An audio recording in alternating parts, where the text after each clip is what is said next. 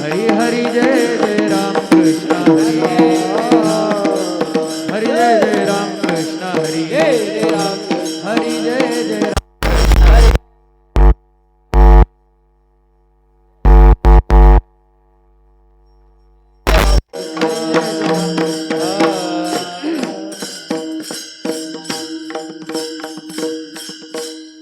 रूप पाहता लोचनी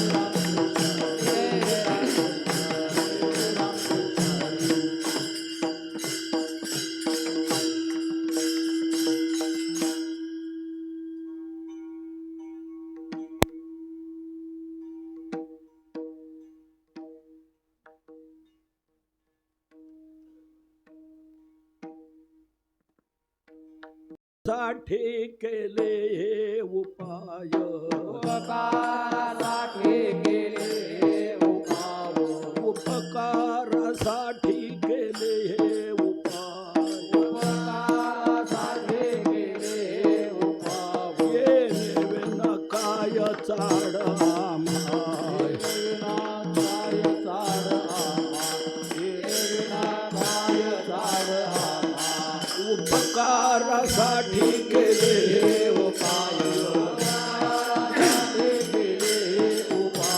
उपकारासाठी केले हे उपाय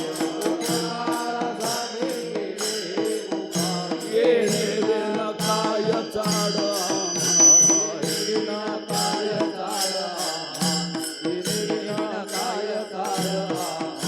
बुडता हे जनन देखवे डोळा बुडता हे जनन देखवे डोळा ये तो कळवळा मन बोली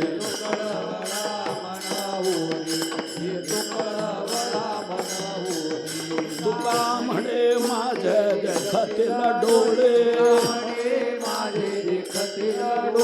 तुका म्हणे माझे देखतील डोळे भोग देते वेळ येईल कळो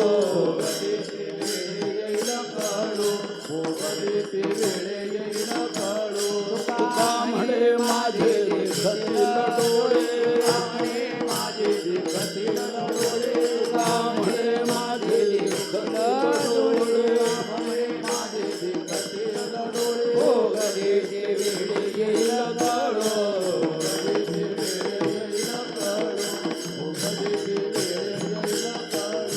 बुडता हे जनन देखवे डोळा हे जनन देखवे डोळा हे जनन देखवे डोळा हे तो कळवळा म्हणून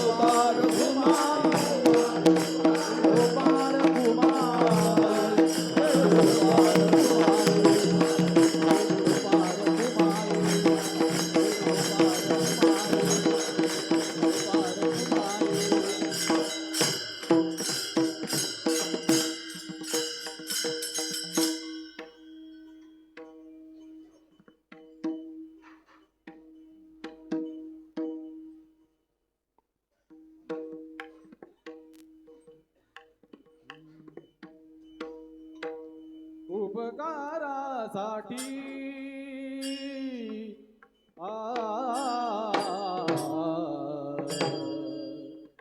केले उपाव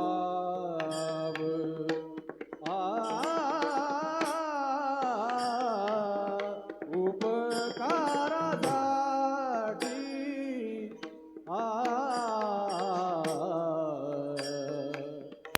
केले उपाय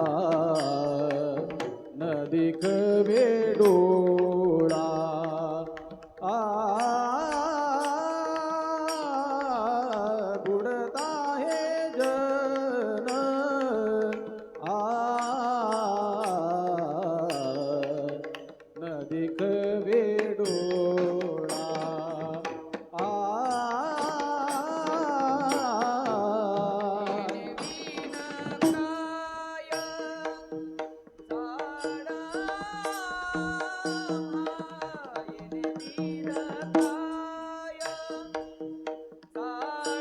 साडामा बुडता हे जन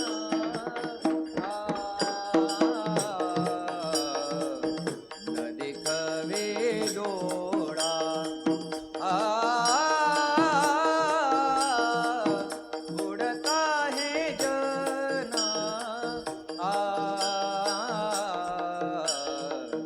नदी खवे डोळा येतो कळवळा मनावोनी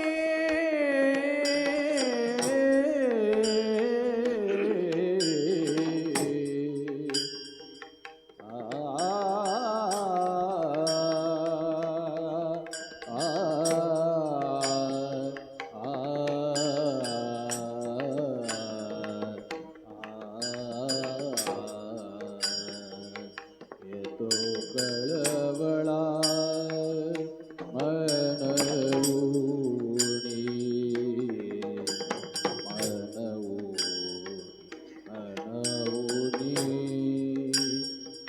येतो कळवळा येतो कळवळा येतो कळवळा मनवूनी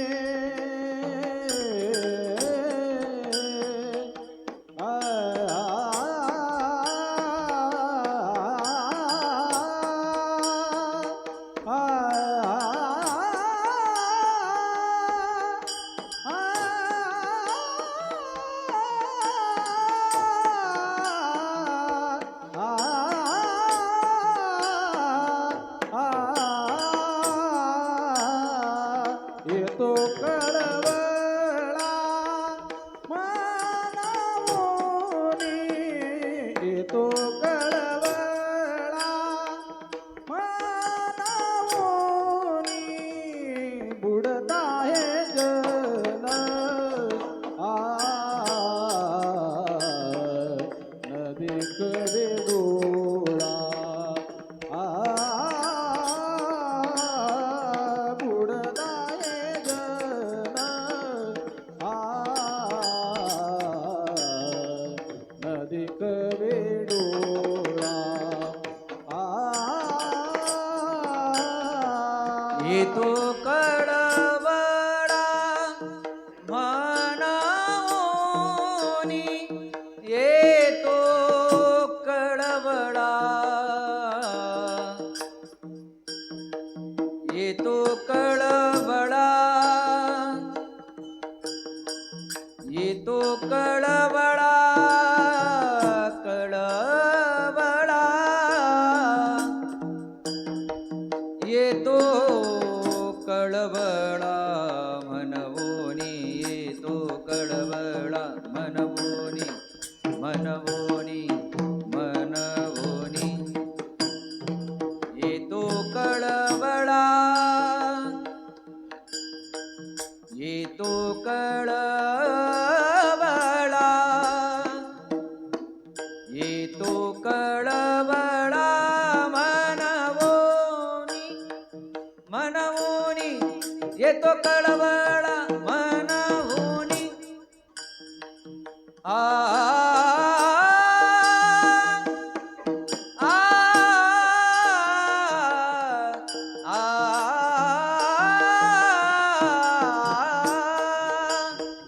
आ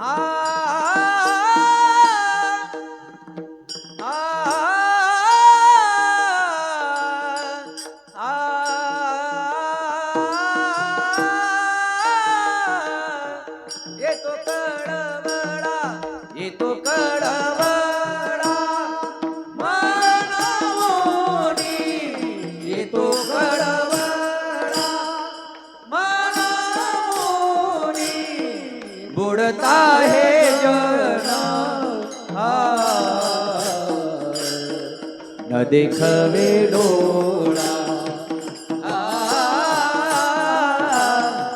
बुडता हे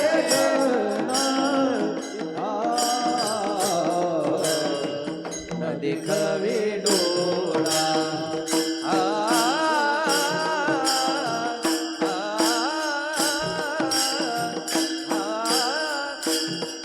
विठ्ठला विठ्ठला विठ्ठला विठ्ठला विठ्ठला विठ्ठला विठ्ठला विठ्ठला विठ्ठला विठ्ठला विठ्ठला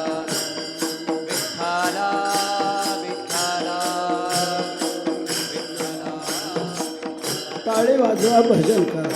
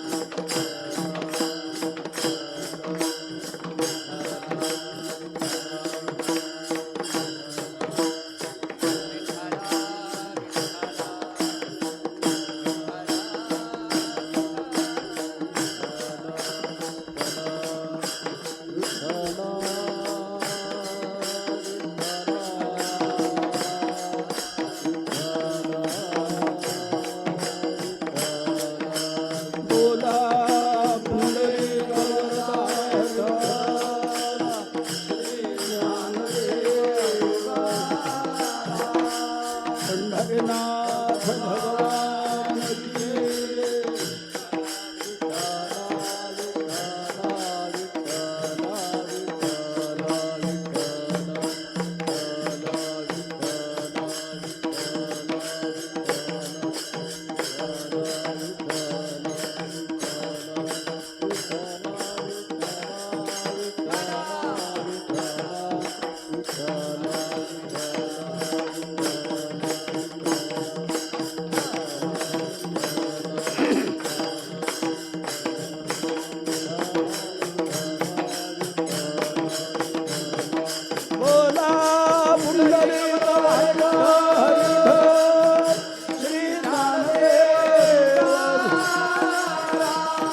माऊली ज्ञानेश्वर महाराज, भक्त शिरोमणी नामदेव महाराज, जगद्गुरु तुकाराम महाराज, सद्गुरुदेव महाराज की जय, प्रभसंतन की जय.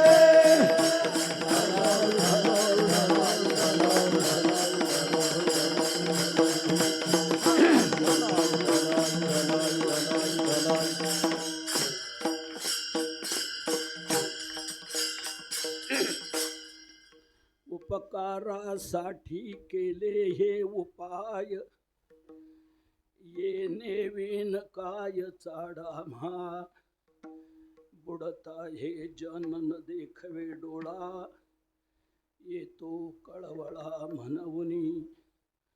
तुका म्हणे माझे देखतील डोळे, तुका म्हणे माझे देखतील डोळे, भोग देते वेळे येईल कळो, बुडता हे जनन देखवे डोळा, येतो कळवळा म्हणूनी. विठ्ठला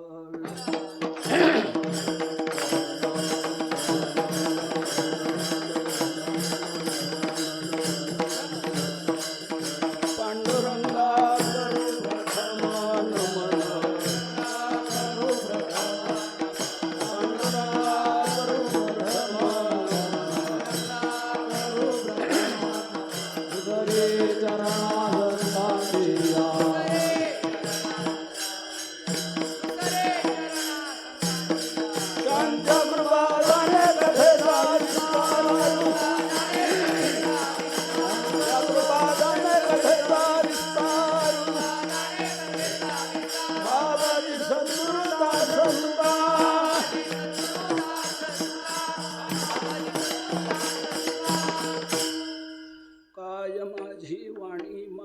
संतांसी रंजाऊ चित्तासी अपुलिया योऽन्त प्रविश्य मम वाचमिमां प्रसुप्तां सञ्जीवयत्यखिलशक्तिधरस्वधाम्ना अन्यांश्च हस्तचरणश्रवणत्वगादीन् प्राणान्नमो भगवते पुरुषाय तुभ्यं कलावज्ञजीवोद्धरार्थावतारं कलाङ्काङ्कतेजोऽधिकामोदिवक्त्रं खलानीशवादापनोदार्हदक्षं समाधिस्थमूर्तिं भजे ज्ञानदेवं नमो सद्गुरु तुकया ज्ञानदीपा नमो सद्गुरु सच्चिदानन्दरूपा नमो सद्गुरु भक्तकल्याणमूर्ते नमो सद्गुरु भास्करा पूर्णकीर्ति सम्पाद्य ज्ञानैश्च विधाय भक्तिं विलोकितो येन समाधिराजः वैराग्यवन्तं सुविचारयुक्तं नमामि जोगं शिरसा गुरुं तम् आत्मरूप गणेशु स्मरण सकळ विद्यांचे अधिकरण तेची वंदू श्रीचरण श्री गुरूंचे ते नमस्कारुनी आता उपकारासाठी केले हे उपाय येणे विण काय चाडा आम्हा बुडता हे जनन देखवे डोळा येतो कळवळा म्हणूनी साधकांचे मायबाप योग्यांची माऊली ज्ञान्यांचे शिरोमणी वैष्णवांचे मुकुटमणी सकल संत कंठभूषण अलंदीप अखंड समाधिधन ज्ञानोबाराय यांच्या संजीवन समाधी सोहळ्याच्या वारीच्या निमित्ताने आपण सर्वजण भाविक या ठिकाणी उपस्थित झालेलो आहोत. आपण संतांकडे काय यायचं, संतांनी आपल्या जीवनात काय केलेलं आहे ते समजावं या उद्देशाने हा अभंग मी आज आपल्या पुढे सेवेला घेतलेला आहे. संत हृदय सम्राट विश्ववंद्य विश्वसंत विश्वभूषण जगद्गुरु तुकोबाराय यांचा हा अभंग आहे. या अभंगातून जगद्गुरु तुकोबाराय मी माझ्या जीवनात जे जे काही उपाय केले ते कशासाठी केले हे सांगून आपला जगदोद्धाराचा कळवळा या अभंगातून स्पष्ट करतात. आणि याबरोबरच ज्यांच्याकडे आपण आलो त्यांच्याही जीवनाचा एक प्रकारे परामर्श घेऊन त्यांनी आपल्या जीवनात काय केलं हे संत हृदयातून या अभंगात स्पष्ट करतात. विठ्ठला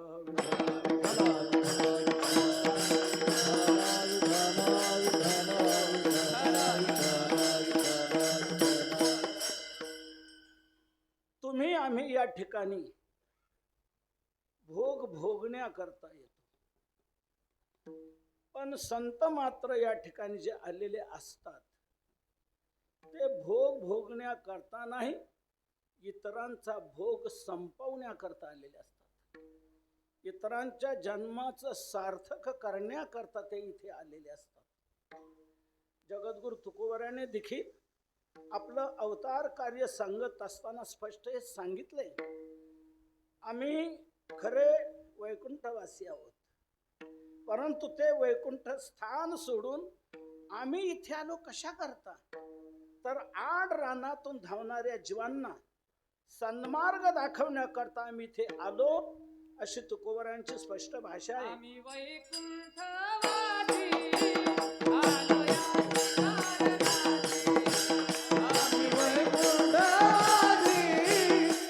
या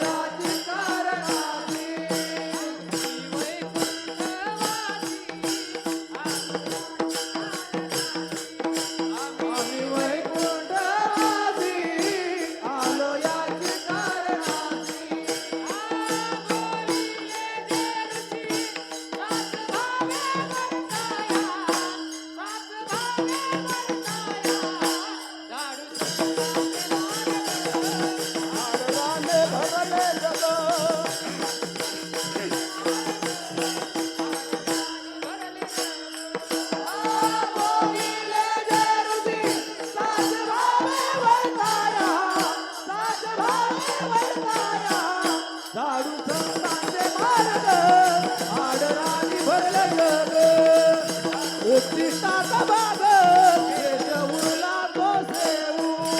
हो, आम्ही वैकुंठवासी आलो याची कारणासी, याच कारणाकरता आम्ही इथे आलो. कोणतं कारण? आड राणे भरले जग. जग आड रानातून धावतायत, योग्य रस्त्याने ते वाटचाल करत नाही. म्हणून तो योग्य रस्ता दाखवण्याकरता आम्ही या ठिकाणी आलो. आणि आता चालू असं नाही, मागे अनेक जन्म आम्ही जे घेतले ते याच करता की संसार तापाने तप्त झालेल्या, व्यथित झालेल्या जीवांना निवविण्याकरता मागे अनेक जन्म आम्ही हेच करत आलेलो आहोत.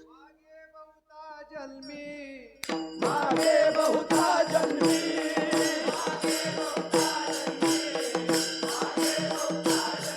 हेची करीत आलो आम्ही, हेची करीत आलो आम्ही.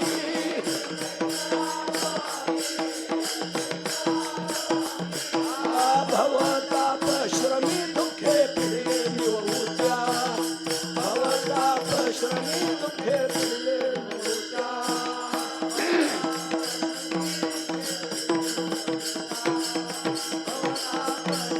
दुःखे फिरले निवृत्त्या. हो, आता चालू असं नाही, मागे अनेक जन्म आम्ही घेतलेले आहेत. मागे बहुता जन्मी हेच करीत आलो आम्ही, हेच करत आलो. काय? भवताप श्रमी, संसार तापाने श्रमलेल्या जीवांना निववून त्यांना निवविण्याकरता आम्ही या ठिकाणी आलेलो आहोत. प्रमुख 4 अवतार तर स्पष्ट आहेत.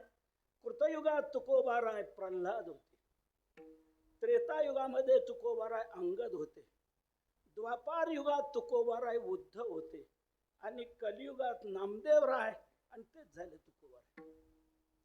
हे 4 प्रमुख झाले.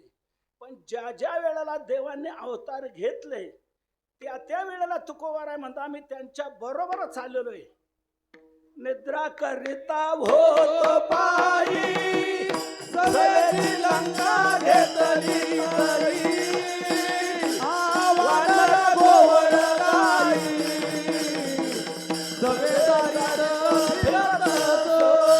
निद्रा करिता होतो पायी सवेरी लंका घेतली तरी वानर गोवर गाई सवेदारीत फिरत असो. आम्ही हरीचे सवंगडे, जुने ठाईचे बागडे. देवाने ज्या ज्या वेळेला अवतार घेतले त्या त्या वेळेला आम्ही त्यांच्या बरोबर आलो. त्याचं महत्त्व समजून देण्याकरता आणि आपण आपल्या जीवनात कशी वाटचाल करावी हेही समजून देण्याकरता आम्ही या ठिकाणी आलो असं तुकोबाराय म्हणतात. मग आल्यावर काय केलं तुकोबाराय? तुकोबाराय म्हणतात आम्ही जनतेला उपाय दिले, अनेक मार्ग दाखवले, अनेक पद्धतीने वेगवेगळ्या पद्धतीने संतांनी आम्ही समाजाला प्रबोधन केलेलं आहे. अनेक उपाय केलेले आहे. उपाय कशाला म्हणतात? प्राप्तीचं साधन त्याला म्हटलं जातं उपाय. उपायाने साध्य प्राप्त होऊ शकतं. उपाय केला तरच साध्य प्राप्त होत असतं. म्हणून उद्धाराची साधना घडवणारं शरीर आपल्याला प्राप्त झालेलं आहे. तर या शरीरात उद्धाराचे आपण उपाय केले पाहिजे. शरीर सामुग्री त्याकरताच आहे. दिले इंद्रिय हातपाय कान डोळे मुख बोलावया वचन जेणे तू जोडसी नासे जीवपण भवरोग. या करता हे उपाय धाम, साधन धाम शरीर हे आपल्याला दिलेलं आहे. पण हे शरीर प्राप्त होऊ नये आपण जर उपाय करत नसेल तर आपल्याला काय म्हणा? ते उपाय देखील आपल्याला उपाय वाटत नाही, अपाय वाटतात. कसे अपाय वाटतात? तुकोबारायांचा एक अभंग आहे. तुकोबाराय म्हणतात यांनी मला युद्ध करण्याकरता तयार केलं या लोकांनी, आणि मला घोड्यावर बसवलं, माझ्या हातात ढाल दिली, माझ्या हातात तलवार दिली. कशा करता? लढण्याकरता, झुंज देण्याकरता. पण तो म्हणू लागला, या लोकांनी काय असं केलंय? माझे हात गुंतून टाकले. एका हातात ढाल दिली, एका हातात तलवार दिली, दोन्ही हात माझे गुंतवले. मी कसं काय युद्ध करणार? ढाल तलवारे गुंतले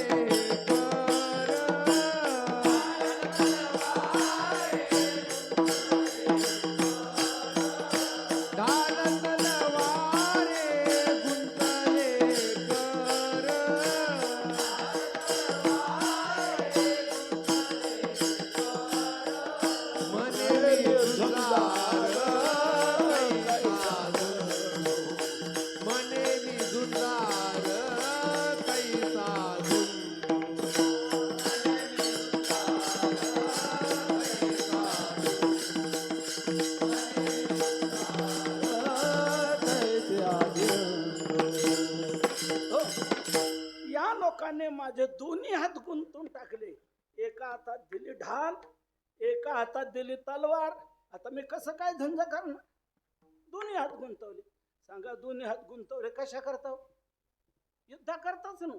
ढाल कशा करताय? आपल्यावर आलेले मार सहन करण्याकरता, त्याच्यातून वाचण्याकरता. आणि तलवार कशा करताय? दुसऱ्यावर वार करण्याकरता. दोन्ही गोष्टी करता ढाल आणि तलवार आहे. आणि तो म्हणतो, याने माझ्या हात गुंतवले, आता मी कसं काय युद्ध करणार? बैसवेले मला येणे अश्वावरी, घोड्यावर मला यांनी बसवून मी कसं काय धावणार? कसं काय पळणार? अरे पळण्याचं, वेगाने पळण्याचं साधन घोडा दिलाय ना तुला. पण या घोड्याला कुठे कळतंय? असोनी अपाय, असोनी उपाय म्हणे हे अपाय. असोनी उपाय, उपाय असूनही त्याला तो अपाय म्हणतो आहे. तर उपाय आहे, उपाय युद्धाचं साधन ते आहे. तसं साधनधाम हे मनुष्य शरीर आपल्याला दिलेलं आहे, पण आपण त्या उपायाचा उपयोग करत नाही. केला पाहिजे उपयोग. म्हणून अनेक उपाय तुकोबारांनी आपल्या अभंगातून तुम्हा मला दिलेले आहेत. अनेक उपाय. जो जिथे थांबलेला असेल, तुकोबारायांचा अभंग त्याला तिथून उठवायला लावेल आणि चालायला लावेल, आपल्या मुक्कापर्यंत पोहोचवायला लावेल. असं प्रत्येक अभंग म्हणजे एक उपाय आहे. असे उपाय तुकोबारांनी वेगवेगळ्या पद्धतीने वेगवेगळे असे सांगितलेले आहेत. कधी कधी आपल्याला विरोधाभास वाटेल, पण तो विरोधाभास नसून ते उपायच आहेत. कधी कधी तुकोबारांनी आपल्याला झोपायला सांगितले. झोपा, झोपा. एक पाळण्याचा अभंग आहे, त्या पाळण्याच्या अभंगातून म्हटलेलं आहे, निजी रे निजी आता तू निज बाळा, तू जननीय बाळका घातले पाळणा. निजी रे निजी आता, झोप म्हणतात. कधी कधी तुकोबारा म्हणतात, अरे जागा होता. कधी झोपायला सांगतात, कधी जागायला सांगतात. अरे चोर फार सजग आहेत, तू जर जागा असला तरच तुझा काही तुझं सुरक्षित ठेवता येईल, म्हणून आता जागणार रे. जागा रे बाईनो,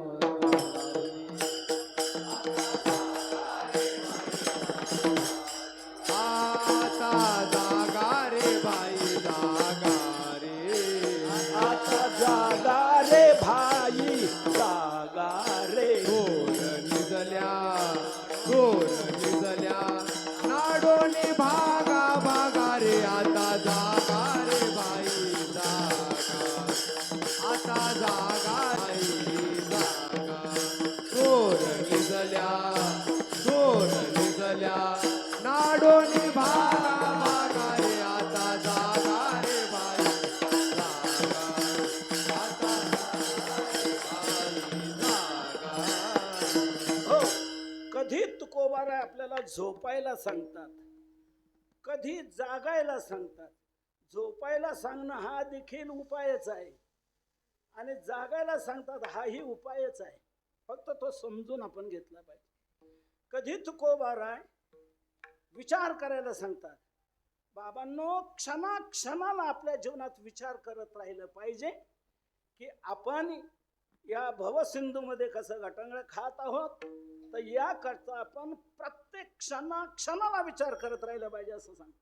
क्षण क्षणाची करावा विचार,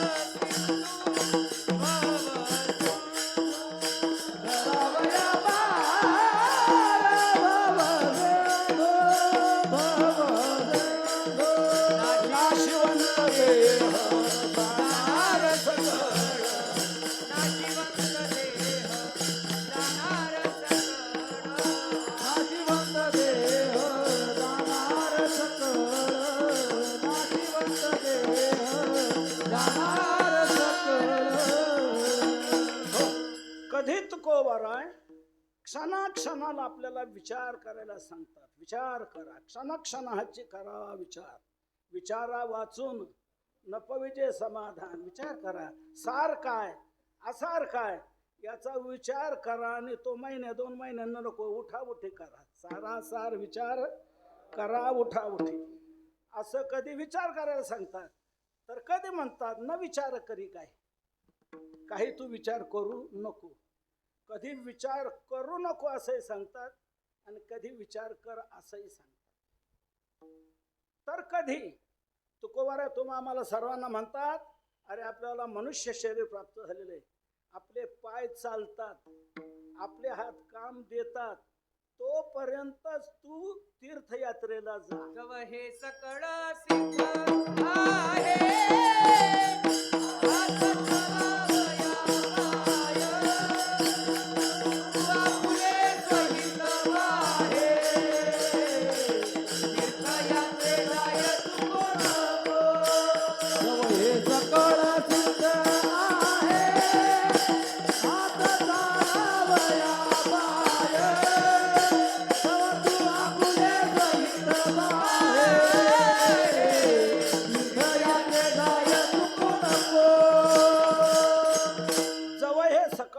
सिद्ध आहे, हात चालावया पाय, तरी तू आपले स्वहित पाय तीर्थयात्रे जाय, चुकवू नको म्हणतात. तर कधी तुकोबाराय ही भाषा वापरतात, जो तीर्थाच्या वाटेला लागतो ना तो दुर्दैवी आहे. तीर्थाची पंथे असे तो निदैव. तीर्थयात्रेला जो जातो तो दैवही नाही, दुर्दैवी आहे. वेगवेगळ्या पद्धतीने साधक बाधक, वेगवेगळ्या पद्धतीने विरोधाभासाचे असे वेगवेगळे उपाय तुकोबारायांनी आपल्या अभंगातून सांगितलेले आहेत.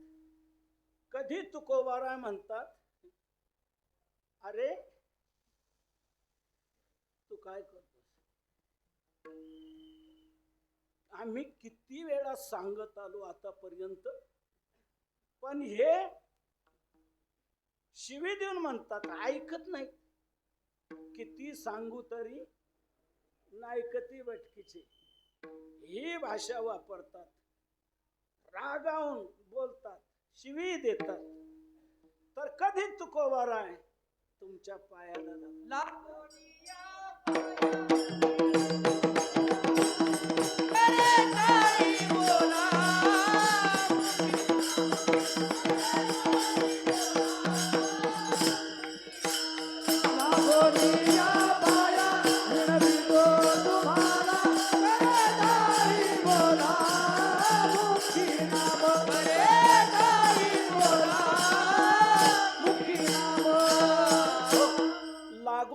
पाया विनवितो तुम्हाला, करे टाळे बोला मुखी नाम. कधी आपल्याला शिवी देऊ नये बोलतात, तर कधी आपल्याला पाया पडू नये सांगतात. अशी तुकोबरायांची वेगवेगळी भाषा आहे. ती भाषा सर्व जनतेला उपाय म्हणून आहे, उपाय म्हणून सांगितलेली आहे. कधी कधी व्यक्तिगत देखील तुकोबरायांनी चांगली हजेरी घेतलेली आहे. तुकोबराय म्हणतात, तुला गायचं जर असेल, गावं असं वाटत, गायन करावं असं वाटत असेल, तर तू एक विठ्ठलाचंच गीत गा. आणि नसेल गाता येत तर गपरा.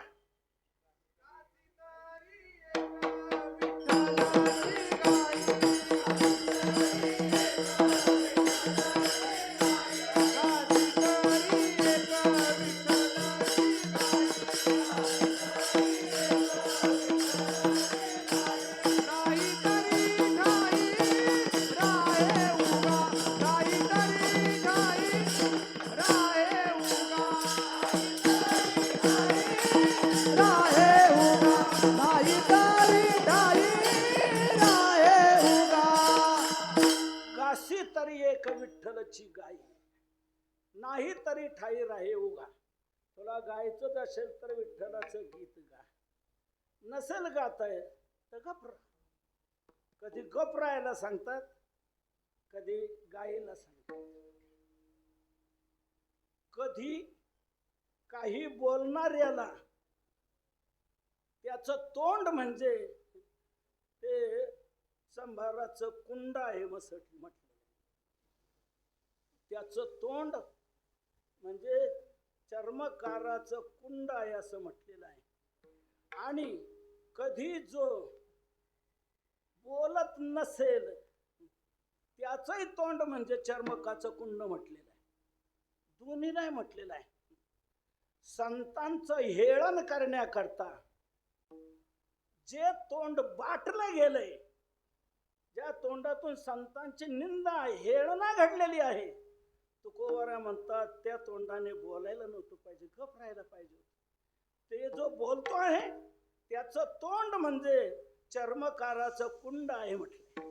संतांच्या हेळने बाटले जे तोंड त्याची चर्मकुंड, त्याची प्रत्यक्ष ते कुंड चर्मकाची. आणि कधी तुकोबराय ही भाषा वापरतात, काय रे बोला ना, देवाचं नाव घ्या ना.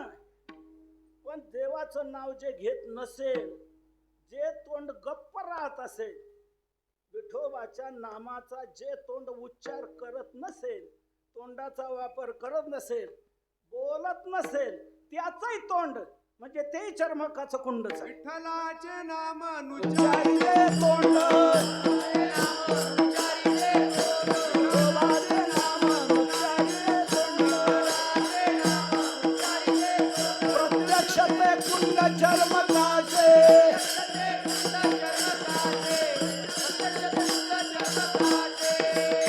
विठोबाचे नाम नुच्चारी जे तोंड, विठ्ठलाच्या नामाचा जे तोंड उच्चार करत नाही, कीर्तनात बसूनही विठ्ठल म्हणत नाही, घाबरा तो तोंड बंद. तुकोबरा म्हणतात ते बंद असलेलं तोंड म्हणजे चर्मकाचं कुंड आहे. विठोबाचे नाम नुच्चारी जे तोंड, प्रत्यक्ष ते कुंड चर्मकाचे. आणि संतांची हेळना करण्याकरता जे तोंड सरसावत असेल, बोलत असेल, ते तोंड देखील चर्मकाचं कुंड आहे. म्हणजे नेमकं काय बोलावं आणि काय बोलू नये असं दोन्ही प्रकारचे उपाय तुकोबरायांनी सांगितलेले आहेत. कधी प्रत्यक्ष ब्राह्मणाला दोष दिलेला आहे, कधी प्रत्यक्ष ब्रह्मज्ञानालाही दोष दिलेला आहे, कधी प्रत्यक्ष पंडितांना देखील दोष दिलेला आहे, कधी प्रत्यक्ष आम्हा कीर्तनकारांनाही दोष दिलेला आहे. विठ्ठल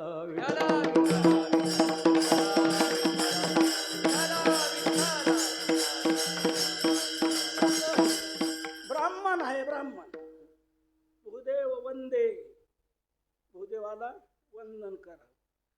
पण तुकोबराय म्हणतात नुसते कपडे घातले म्हणून काय झाला का? वेश वंदाया पुरते कोण ब्राह्मण निवृत्ते.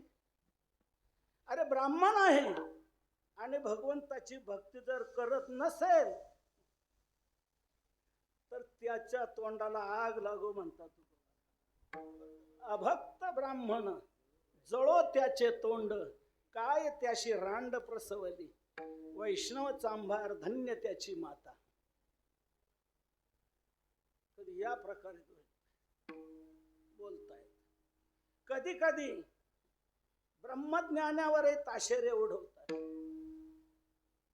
अरे मुखाने ब्रह्मज्ञान बोलतोस आणि मनामध्ये धनाची आणि मानाची अपेक्षा जर असेल तर जे तोंड जे आहे ब्रह्मज्ञानाची भाषा वापरणार तुकोबरा म्हणतात त्याच्या तोंडावर खुशाल थुंका.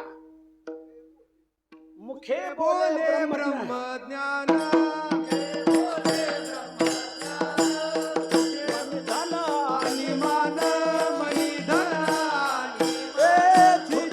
त्याच्या तोंडावरी शिमविली वैखरी, त्याच्या तोंडावरी वैखरी, व्यर्थ गमाविली वैखरी, व्यर्थ गमाविली वैखरी. मुखे बोले ब्रह्मज्ञान मनी धन आणि मान, ऐशी याची करिता सेवा, काय सुख होय जीवा. आणि ब्रह्मज्ञान भरोवरी सांगे आपण न करी, थुथू त्याच्या तोंडावरी, व्यर्थ सिनविरी वैखरी.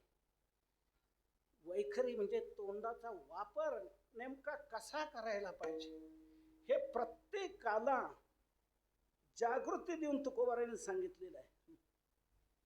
पंडितांनाही तुकोबाराने नाव ठेवले. तर तुम्ही पंडित पंडित म्हणता ना, तर जो पंडित आहे ना असा तो मूर्ख आहे. मूर्ख आहे तो, पंडित म्हणण्याला लायक नाही.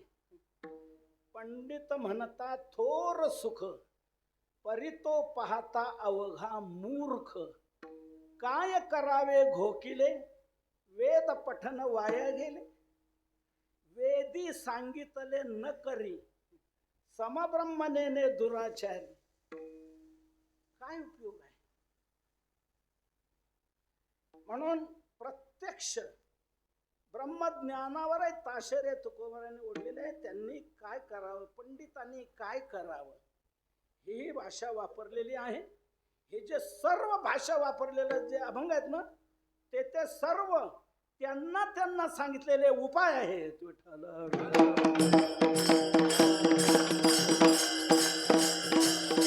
ब्राह्मणाला देखील त्याने कसं राहावं तो उपाय सांगितलाय. पंडितांनी कसं राहावं तो उपाय सांगितलाय. ब्रह्मज्ञानाने कसं केलं पाहिजे, चाललं पाहिजे तो उपाय सांगितलाय. आणि कीर्तनकाराने कीर्तन कसं केलं पाहिजे हाही उपाय. नाहीतर कीर्तन करूनही तुम्हाला नरकाला जावे लागेल. हे नरकाला जाण्याचं साधन नाही कीर्तन. कीर्तन हे उद्धाराचं साधन आहे. कथा दुःख हरी कथा मुक्त करी, कथा याची बरी विठोबाची. पण तीच कथा जर एवढे द्याल तर येतो कीर्तनाला, अशी असेल तर ती कथा मुक्त करणार नाही, ती नरकाला लावी.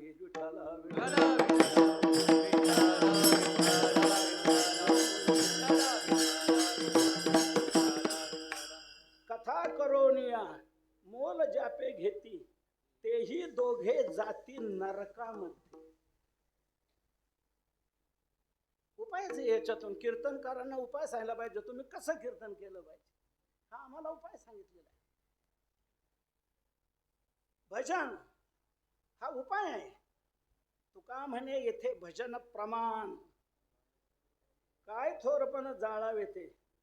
तुका म्हणे जेने राहे समाधान, ऐसे ते भजन पार पाय. असं भजन साफल्यपणे पार करणार आहे.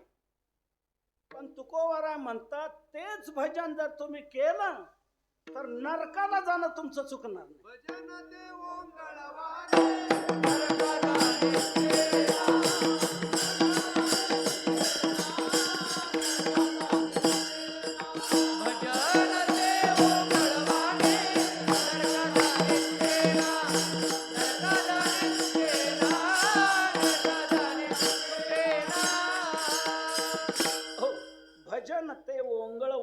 नरका जाणे चुकेना.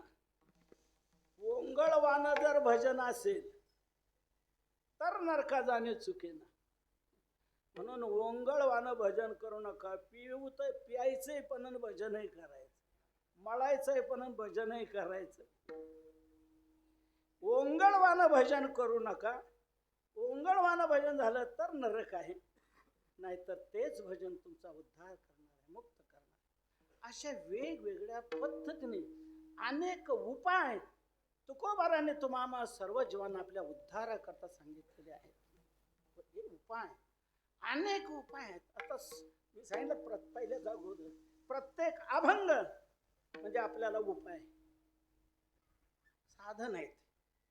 तुकोबारा तुम्ही जे जे हे उपाय केले आजपर्यंत सर्व अभंगातून, हे सर्व उपाय जे तुम्ही केलेले आहेत, एक विचारू आम्ही तुम्हाला, हे कशा करता हो? कशासाठी हे तुम्ही उपाय केले? तर हे उपाय मी कशासाठी केले तेच तुकोबारा आहे आज आपण सेवेकरता घेतलेल्या अभंगाच्या प्रथम चरणातून सांगताय.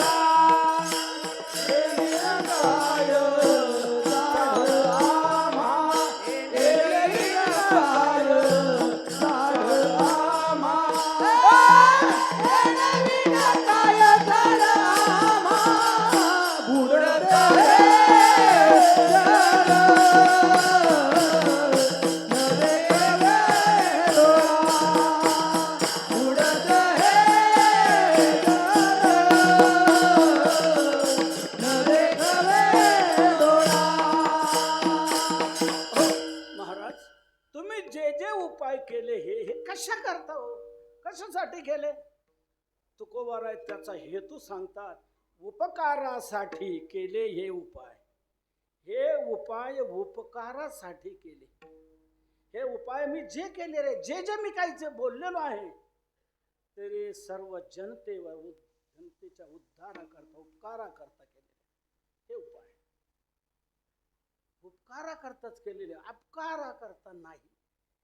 उपकाराकरताच हे मी बोललेलो आहे. हे सर्व उपाय केलेले आहे. तुकोबारा आहे जे या भूतलावर आले आणि भूतलावर वास्तव्य करून राहिले. तुकोबारा म्हणतात मी जो उरलेलो आहे केवळ उपकार करण्यापुरताच. तुका म्हणे आता उरलो उपकारा पुरता, उरलो उपकारा पुरता, उरलो उपकारा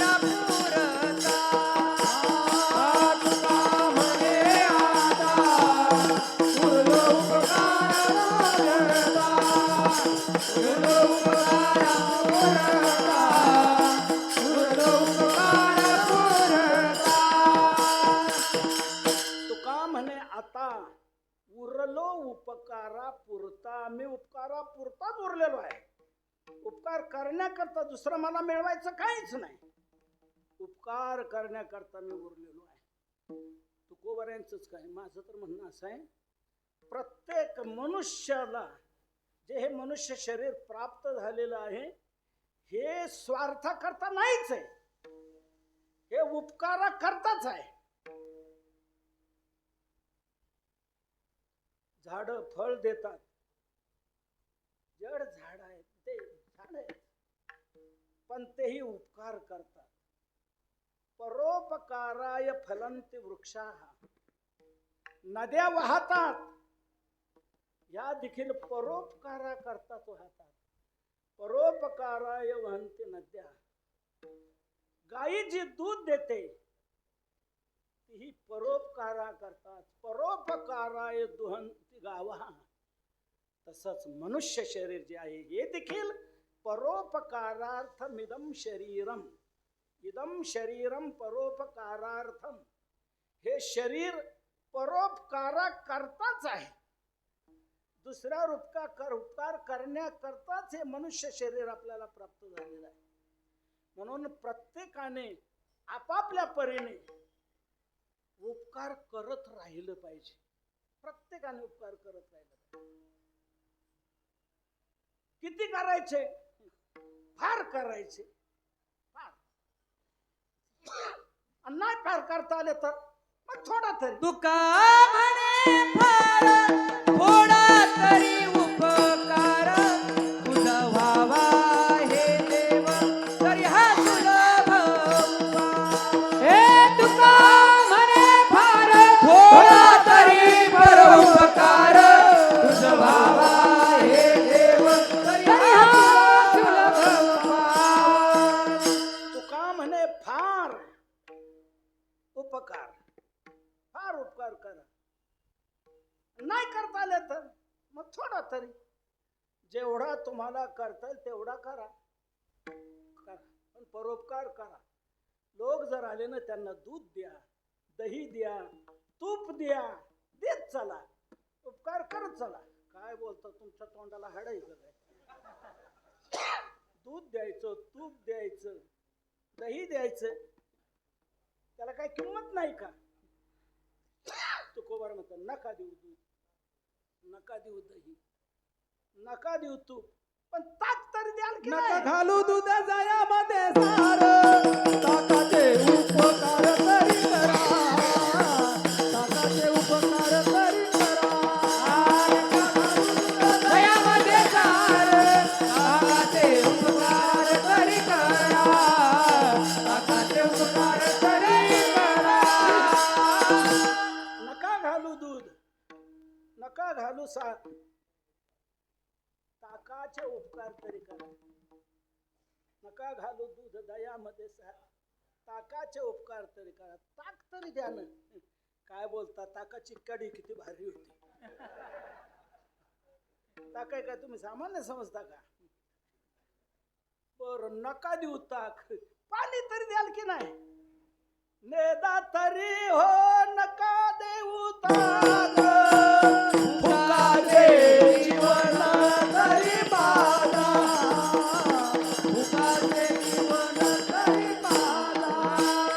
नेदा तरी हो नका देऊ ताक, फुकाचे जीवन तरी पाला, फुकाचे जीवन तरी पाला. नका देऊ अन्न, पण फुकटाचं पाणी तरी द्याल की नाही? उपकार करा. मनुष्य शरीर उपकार करण्याकरताच आहे. जे शरीर उपकार करत नाही त्या शरीराचा तुकोबारांनी धिक्कार केलेला आहे. धिक्क हे शरीर उपकारे,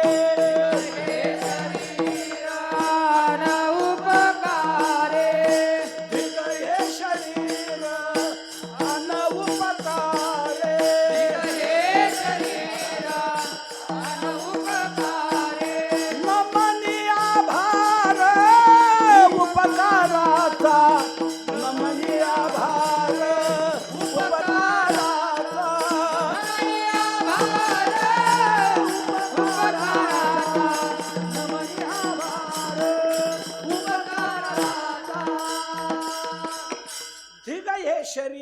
अन्न उपकारे, ज्या शरीराने उपकार केला जात नाही त्या शरीराचा धिक्कार आहे.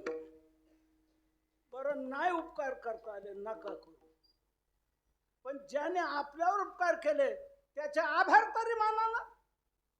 पण जो आभारही मानत नाही ते शरीर धिक्कारास पात्र आहे. न मनी आभार उपकाराचा.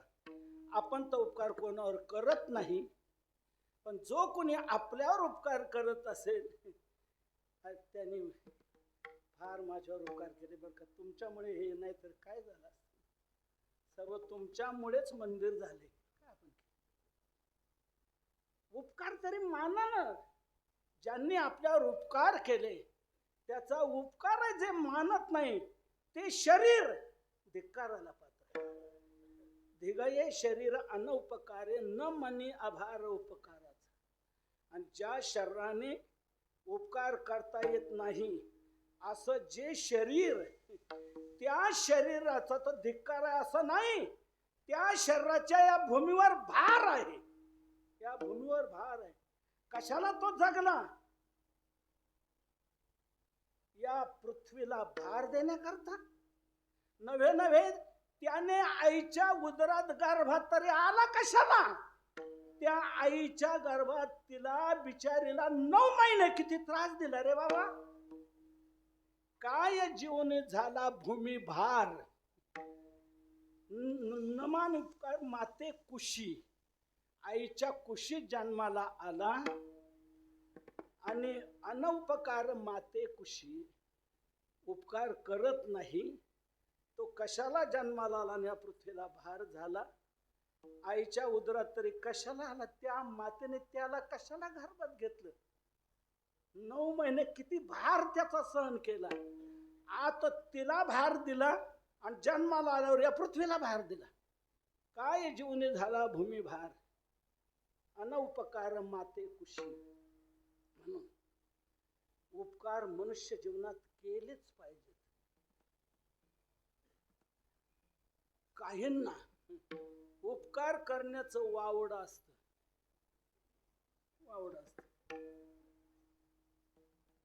उपकार करायला पाहत नाही.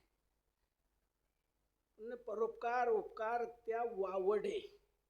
उपकाराचं त्यांना वावड वाटत असतं. उपकार करणं आवडत नाही. पण मनुष्य जीवनात उपकार केलेच पाहिजे. का? त्याचं एक प्रमुख कारण सांगतो. अनेकांच्या उपकारावर आपण जगत आलोय, म्हणून आपलंही कर्तव्य आहे दुसऱ्यावर उपकार करणं. आपलं जीवन आईच्या उदरात गर्भाला आल्यापासून किती जणांचे उपकार आहेत आपल्यावर. पहिले घरातल्या कुटुंबाचे उपकार आहेत ते तिला म्हणतो तू करू नको, काय जरा त्रास घेऊ नको, असं कर तसं राहा. सासू सासऱ्यांचे उपकार, मालकाचे उपकार, परिवाराचे उपकार, डॉक्टरचे उपकार. तुम्ही असं खात जा, असं घेत जा, असं राहत जा, प्रत्येक महिन्याला तपासणी. कुठपासून जन्माला आईच्या उदरात गर्भाला आल्यापासून किती जणांचे उपकार आपल्या जीवनाला लागलेले आहेत. किती जणांच्या उपकारावर आपण जगत आलोय. जन्माला आल्यानंतर परिस्थिती गंभीर होती, लगेच दुसऱ्या माणसाने गाडी दिली आणि त्याला हॉस्पिटलला नेलं. नाहीतर तिथेच तासभरात मिळाला असता. हॉस्पिटलला नेलं. आता हे 1 तासभर सांगत बसेल मी.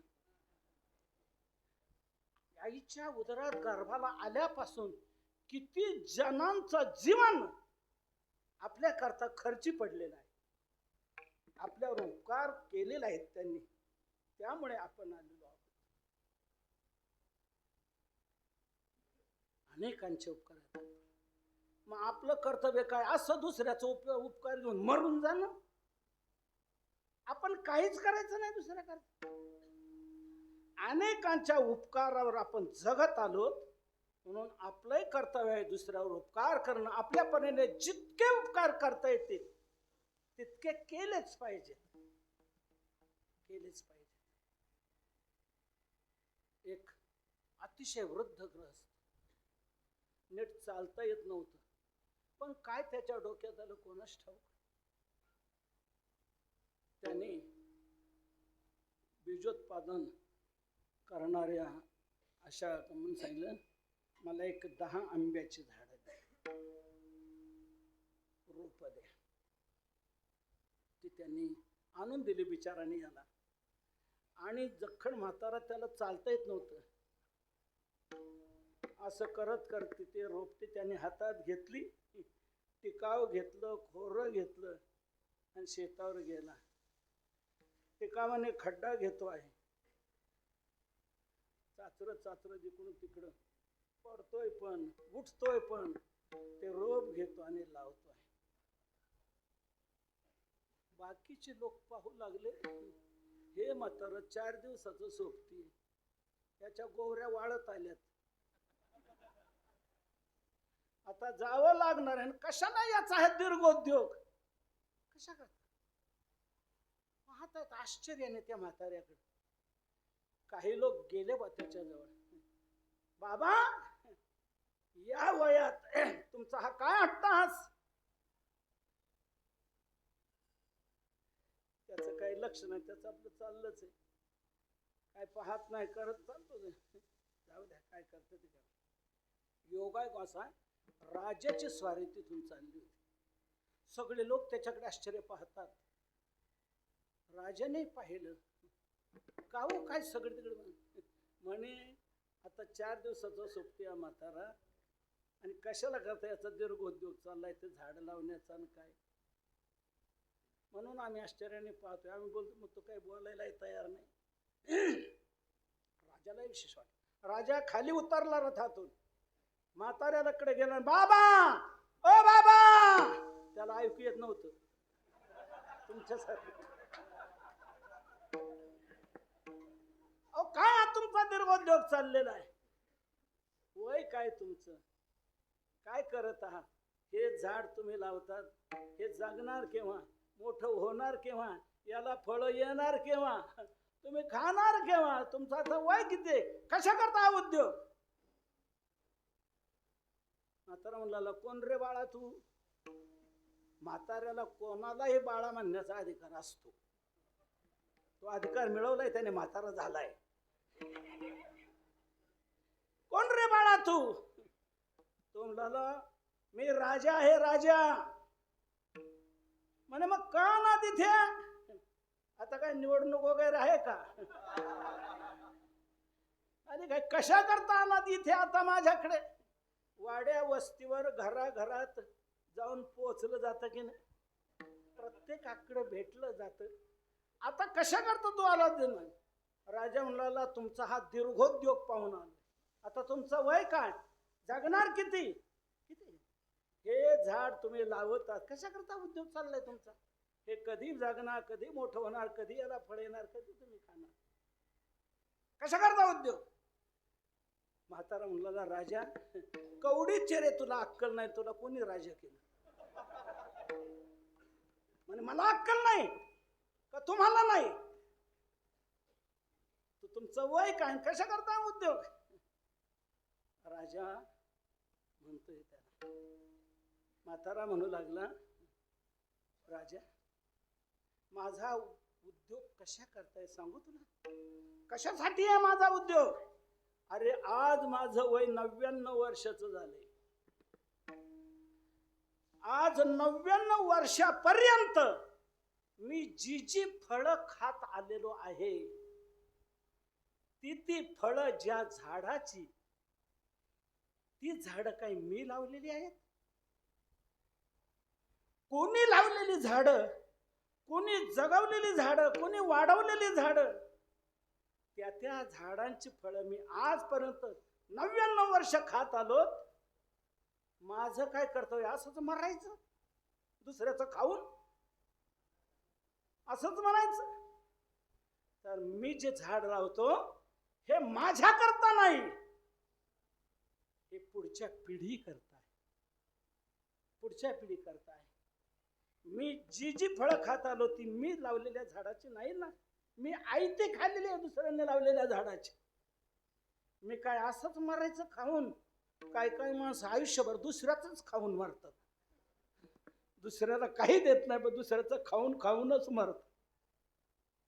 माझं कर्तव्य काय? हे माझं झाड हे मी माझ्या करता लावत नाही, पुढच्या पिढी करता लावतोय. जर मी लावलं नाही तर पुढची पिढी काय म्हणेल, याने 99 वर्ष खाल्लं आहे तर आता मेला, काय केलं नाही पुढच्या. म्हणून हे माझ्या करता नाही, पुढच्या येणाऱ्या पिढी करता आहे. अनेकांनी लावलेल्या झाडाचे फळ मी आजपर्यंत खाल्लो, त्यांचे माझ्यावर उपकार आहेत, त्यांचे तर मी फेडू शकत नाही, पण पुढच्या पिढी करता मी मात्र करू शकतो. म्हणून हे पुढच्या पिढी करता मी झाड लावतो आहे. असं म्हटल्यानंतर राजाला खूप आनंद झाला. त्याने खिशात हात घातला आणि तो राजाचा हात होता, माझा थोडाच. त्या खिशातून जड जवाही रत्न काढले आणि त्या म्हाताऱ्याला दिले. बाबा, तुमचे हे विचार पाहून मी प्रसन्न झालेलो आहे. घ्या ही रत्न, काय हे माणिक मोती मी तुम्हाला बक्षीस देतो. म्हातारा म्हणला, राजा मगाशी मला दीर्घोद्योग म्हणत होता, काय उपयोग याचा? काय याचा उपयोग आहे म्हणत होता तू, माझा निरर्थक कृत्य म्हणत होता, काय याचा उपयोग होणार? आणि आता तुम्हाला ह्या मोहरा रत्न सोनं नाणं तुम्हाला भेट देतो आहे, हे कशाचं फळ आहे? मी हे परोपकाराचं झाड लावतोय त्याचं फळ. हे माझ्या करता नाही, पुढच्या पिढी करता हे मी लावतो आहे. हे विचार तुला पटले म्हणून तू मला हे बक्षीस दिलंय.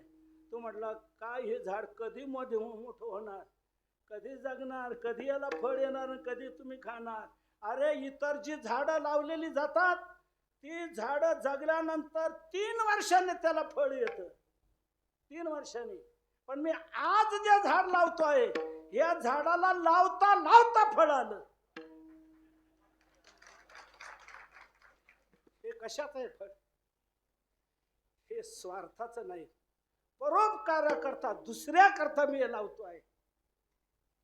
हे विचार तुला पटले म्हणूनच तू दिलं ना मला हे बक्षीस. लावता लावता फळ कुठल्या झाडाला येतंय? लावता लावता. पण ह्या झाडाला लावता लावता फळ, की तू मला हे बक्षीस दिलं. आणि किती किमती दिलं, किती किमतीचं, किती पटीचं. बाहेरचे घासाघीस करून 25 रुपये म्हणतात या रोपाचे, घासाघीस करून 20 ला दे ना, 15 ला दे ना, एवढं खात. पण तू अनंत पटीने हे मला एवढे जड जड रत्न माणिक मोती दिलेले आहेत, हे माझ्या परोपकाराच्या झाडाचं फळ. राजाला आणखी आनंद झाला. त्याने दुसऱ्या खिशात हात घातला आणि दुसऱ्या खिशातूनही सोनं नाणं काढलं, मोती काढले. आणि बाबा, हे तुमचा विचार पाहून मी आणखी प्रसन्न झालोय, हे आणखी घ्या. म्हातारा म्हणला, राजा काय उपयोग म्हणत होता आणि आता पुन्हा दुसऱ्यांदा तुम्हाला मला सांगा, इतर झाडांना वर्षातून एकदा बहार येतो, वर्षातून एकदा फळ मिळतं. पण आज मी जे झाड लावतोय, या झाडाला लावता लावता 2दा फळ. हे कशाच आहे? हे माझं स्वार्थाचं झाड नाही, हे परोपकार करता, पुढच्या पिढी करता हे मी लावतो आहे, म्हणून त्याचं हे फळ आहे. म्हणून मनुष्याने आपल्या जीवनात उपकार का करायला पाहिजे? तर अनेकांच्या उपकारावर आपण आजपर्यंत जगत आलेलो आहोत. आपले कर्तव्य काय असंच मरायचं? तुकोबाराय म्हणतात, ज्या शरीराकडून उपकार घडला जात नाही ते धिक्काराला पात्र आहे. उपकार करायलाच पाहिजे. मनुष्य जीवनात उपकार करायलाच पाहिजे. मनुष्य जीवनात जर उपकार करायला पाहिजे तर हेच विचार अंतःकरणात धारण करून आपल्याला काही कळत नाही ते आपल्याला कळून देण्याकरता तुकोबाराय म्हणतात, आम्ही आलेलो आहोत. तुका म्हणे, आता उरलो उपकारापुरता, उपकार करण्याकरता मी उरलेलो आहोत. संतांच्या जीवनात उपकार करणं हेच उद्दिष्ट असतं. नव्हे हे उद्दिष्ट घेऊनच ते उपकारा करताच वैकुंठातून इथे आलेले आहेत. येथे उपकारासाठी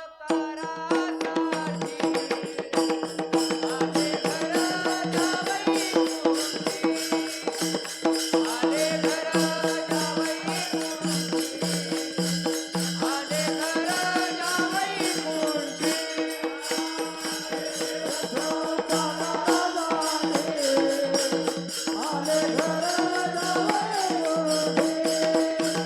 आले घर जावई मुंशी आले घर जावई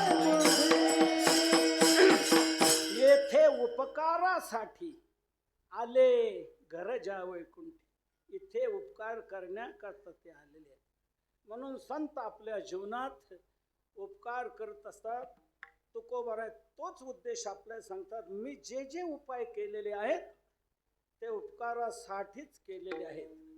संत हे आपल्या जीवनात उपकारा करताच असतात.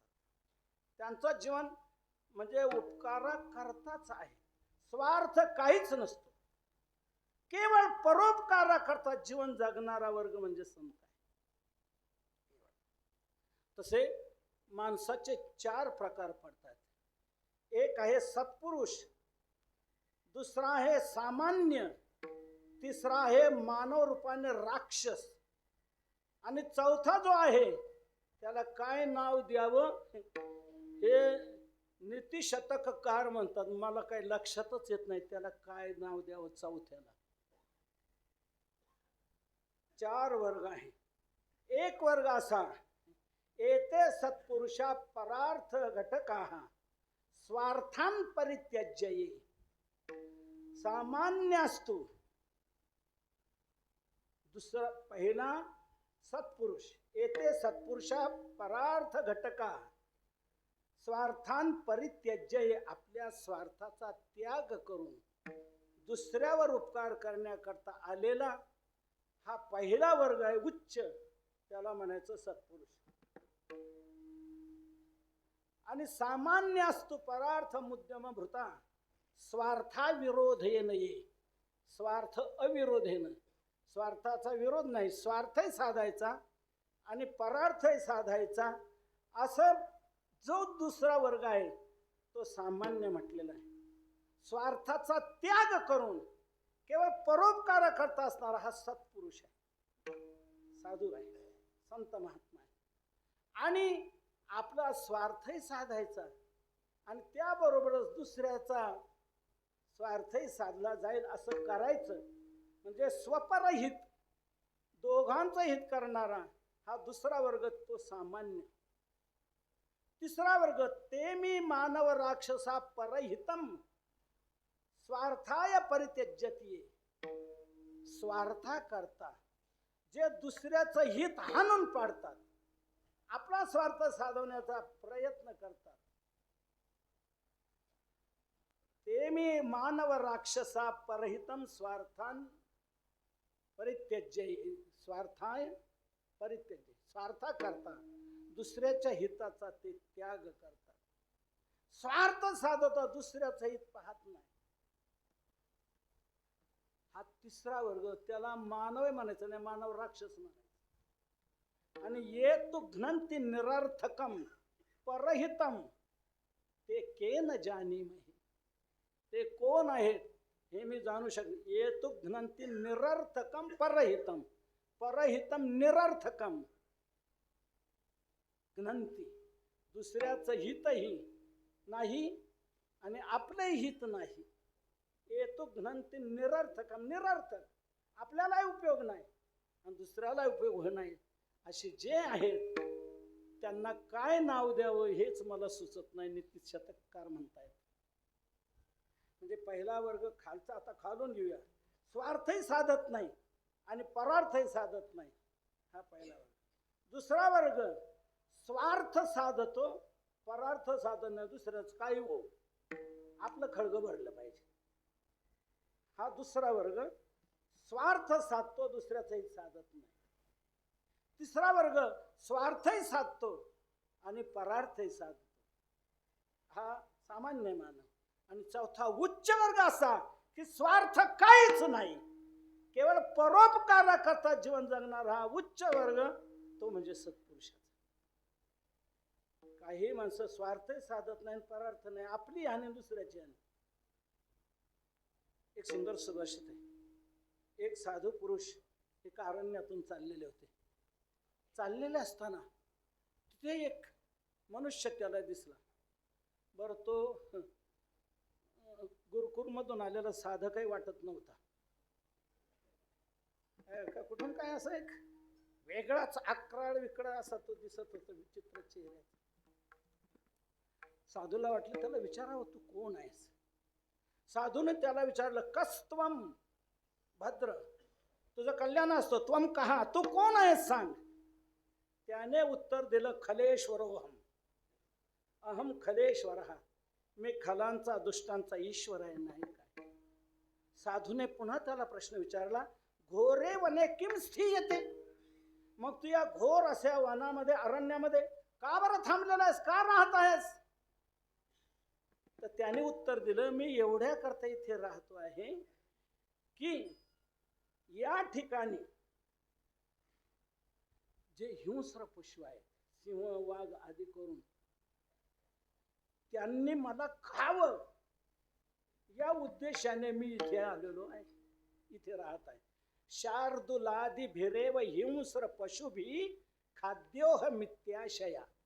शार्दुलादि भी हिंस्र पशुभी खाद्योहम हम खाद्या इत्याशया, या आशेने मी या घोर वनामध्ये थांबतो आहे. म्हणे शार्दूल आदी म्हणजे सिंह वाघ आदी करून या पशूने तुला खावं, असा तू उदास का झाला? पडला का काय? म्हणून तुला जगणं बरं वाटत नाही काय? का त्यांनी खावं आपलं शरीर नष्ट करावं असं तुला वाटतंय? काय झाले काय? का म्हणून? तो म्हणतो एवढ्या करता की या वनाच्या खाली जी गावं आहेत, त्या गावात पुष्कळ माणसं आहेत, पण या अरण्यात राहणारे वाघ सिंह पशु हे खाली काही उतरत नाही.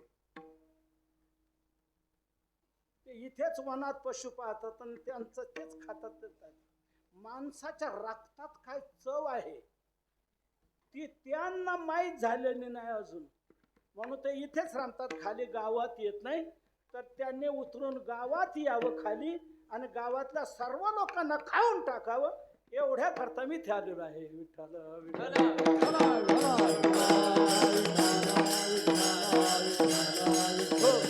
हा एकदम नीच वर्ग, याला काय नाव द्यावं ते के न जानी महे म्हटलेलं आहे. स्वार्थही नाही आणि परार्थही नाही. दुसरा वर्ग असा आहे की तो फक्त स्वार्थ साधतो, परार्थाचा विचार करणं, दुसऱ्याचा विचार करणं, आपलं बस जमलं पाहिजे. एक मनुष्य, त्याला थंडी फार लागली आणि त्याला होती बिडीची सवय. बिडी प्यावी म्हणून पाहू लागला, बिडी काढली, काडीच्या पेटीत काडी शिल्लक नाही. आता काय करावं? तलब झाली का ती लाज धरत नाही. आवडी आणि लाजवी व्यसनाने शिनवी. इकडं तिकडं पाहिलं, एकाने शेक केलेला दिसून आला, जाळ केलेला दिसून आला. म्हणजे एक जाळ करण्याच्या तयारीत असलेला दिसून आला.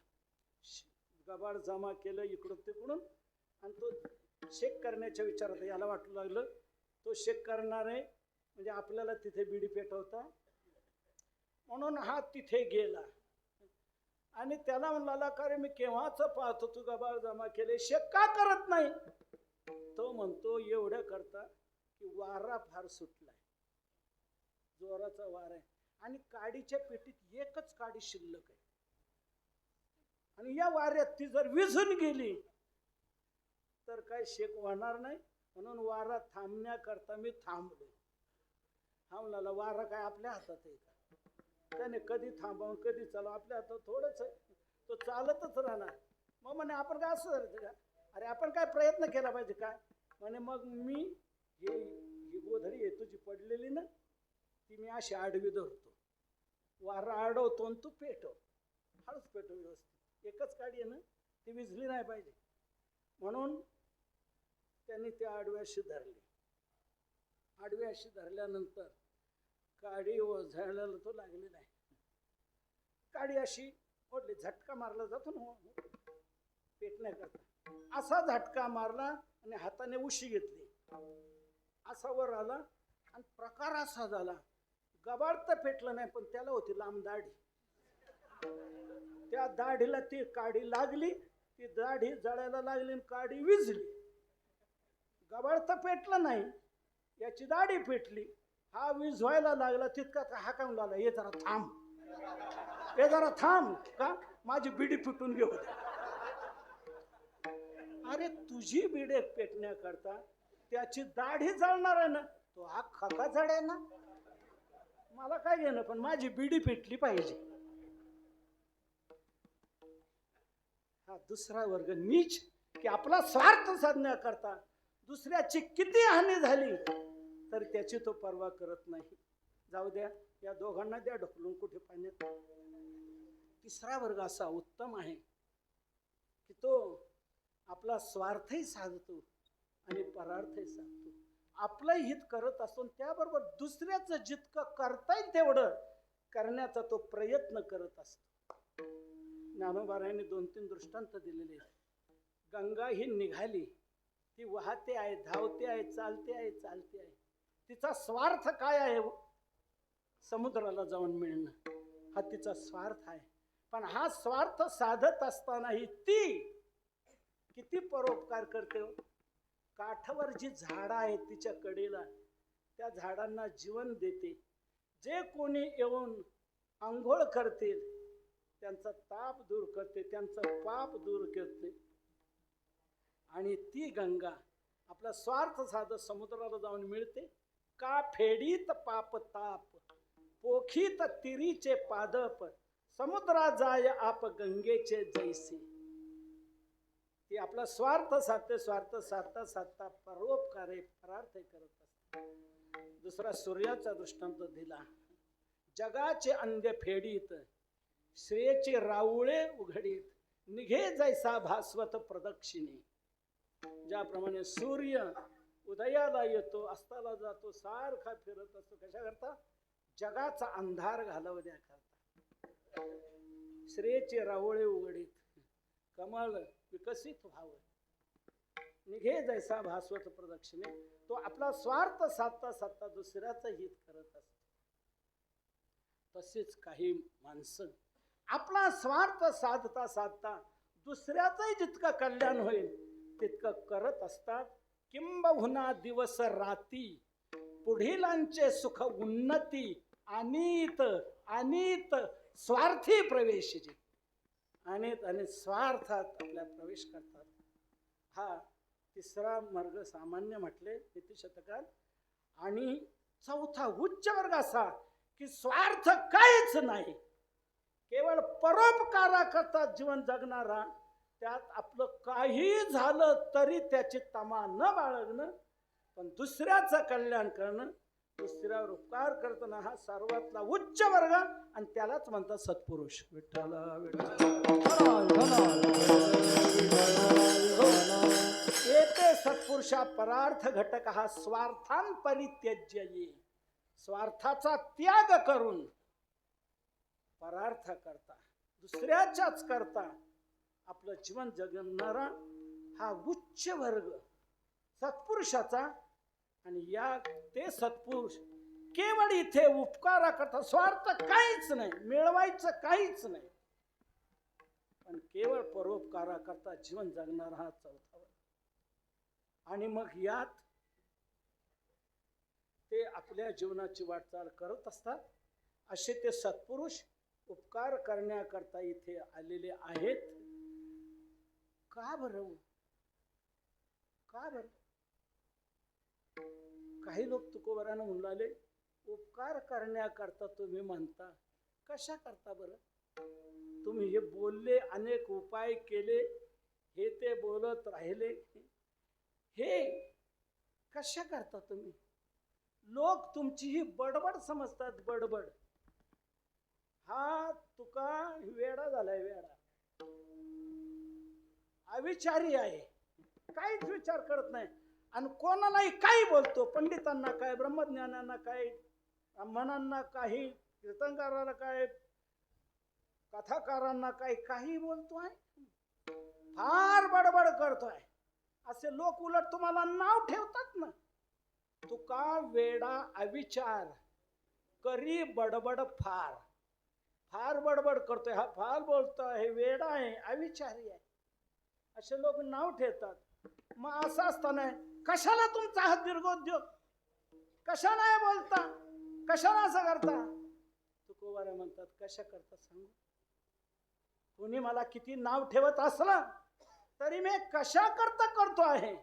मी जे पाहतो आहे हे भयानक विचित्र मला दिसून येते आणि या भयानक विचित्र करण्यातून हे सर्व जीव बुडले जातील, बुडले जातील. म्हणून ते भलत्या प्रकारे बुडत असताना ते मला पाहवत नाही, म्हणून मी हे बोलतो आहे. हेच तुकोबार आहे.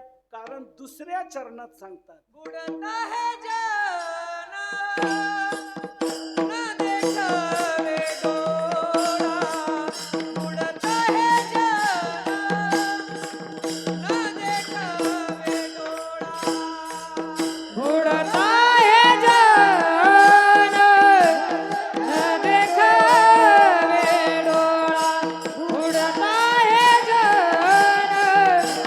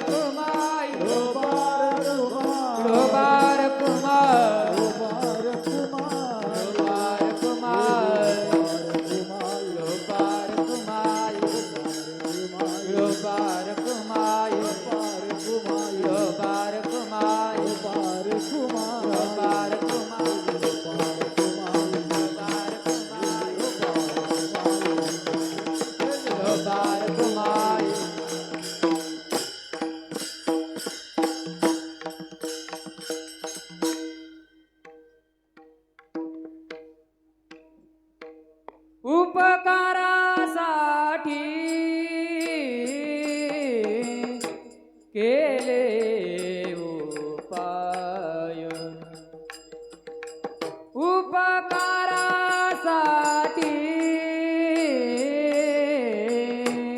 केले उपाय,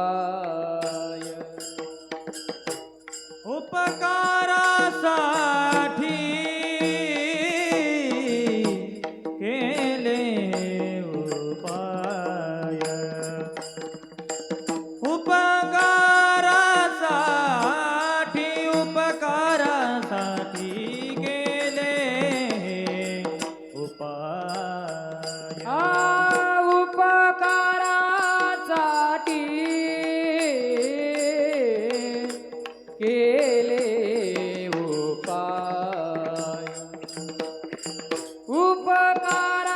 उपकारासाठी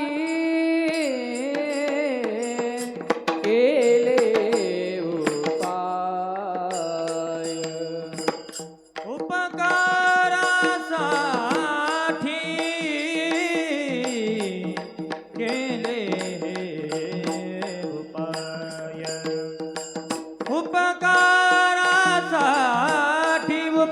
उपकारासाठी केले उपाय येणे विण काय चाड आम्हा येणे विण काय चाड आम्हा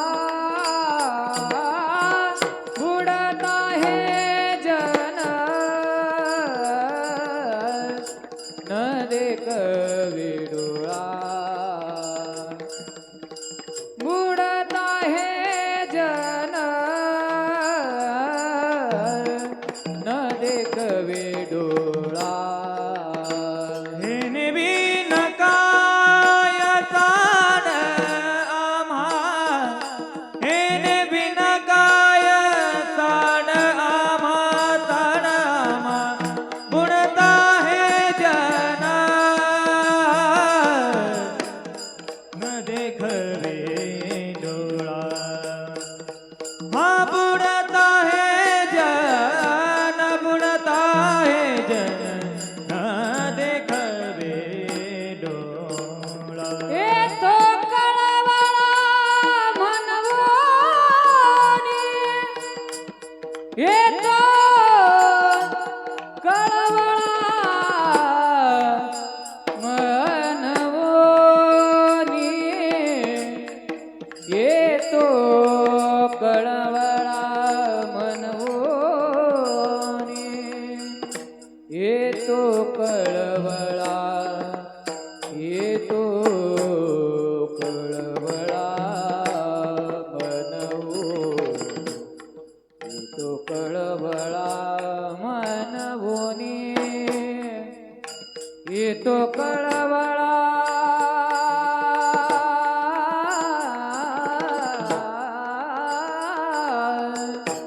येतो कळवळा मनवोनी मनवोनी मनवोनी येतो कळवळा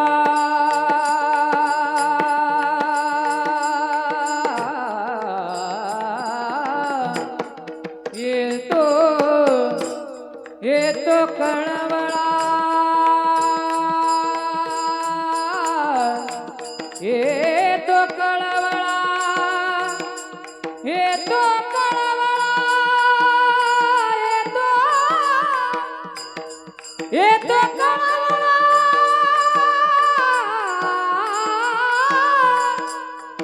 येतो कळवळा मनवोनी येतो कळवळा मनवोनी येतो कळवळा मनवोनी मनवोनी मनवोनी येतो येतो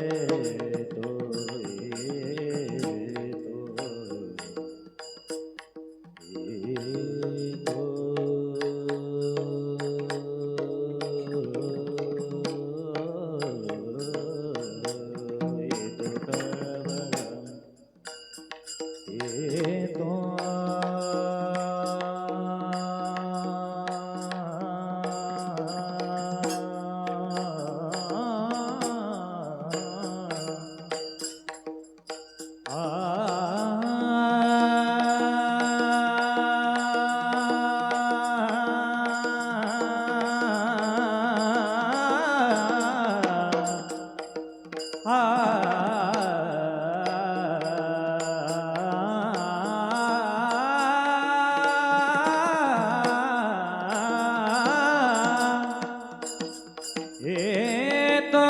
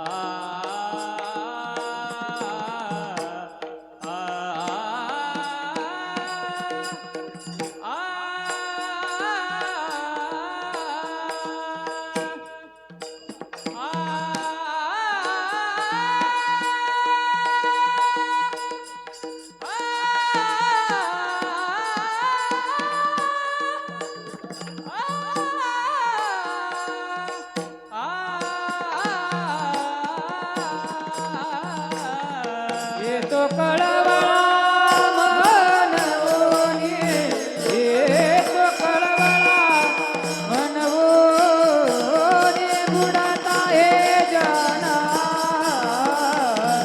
न देखवे डोळा डोळा बुडाता हे जाना न देखवे डोळा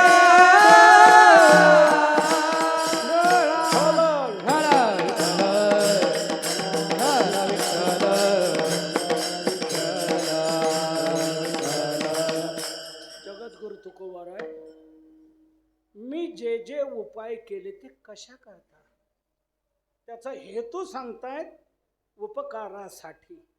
उपकार करण्याकरता मी हे सर्व उपाय केलेले, जे वेगवेगळ्या पद्धतीने वेगवेगळ्या लोकांना त्याप्रमाणे मी जे बोललेलो आहे ते त्यांच्यावर उपकार करण्याकरता, उपकारासाठीच मी हे उपाय केलेले आहेत.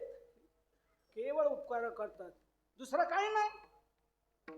दुसरं काय मग येणे विन काय चाड आम्हा, येणे विन काय चाड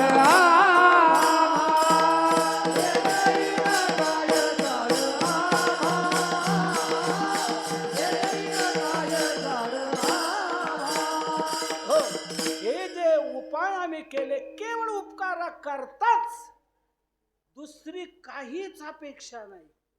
येणे विन काय चाड आम्हा, आम्हा येणे विन काय चाड, आम्हाला याच्याशिवाय दुसरी कुठली इच्छा आहे, दुसरी कुठलीच इच्छा नाही.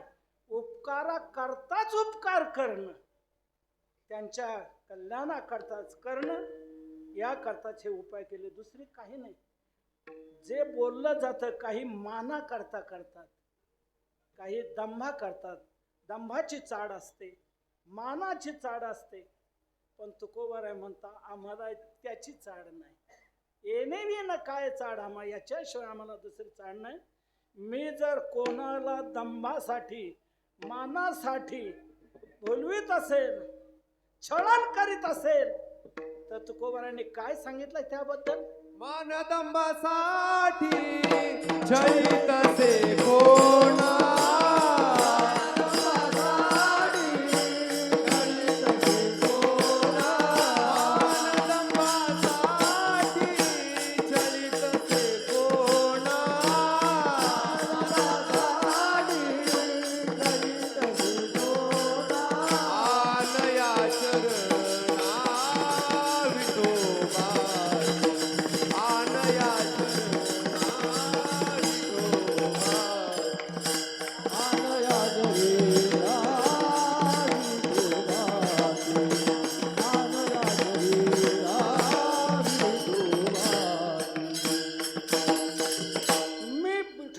शपथ म्हणून सांगतो तुम्हाला की मी माना करता हे सांगत नाही, बोलत नाही, की दंभा करता बोलत नाही. केवळ उपकारासाठीच, उपकारासाठी केले हे उपाय. येणे विन काय चाड आम्हा. तुकोबारांची हे अभंग म्हणजे आपल्याला उपाय सांगितलेले उपाय. प्रत्येक अभंग म्हणजे एक उपाय, तो सगळ्यांना समजला पाहिजे. ते उपाय सगळ्यांना समजले पाहिजे. कोणाचं लक्ष जात नाही, कोणी पाहत नाही. गाथा भेट जरी मिळाला तरी तो तसाच ठेवून देतात, गुंडाळून ठेवतात, पाहत नाही.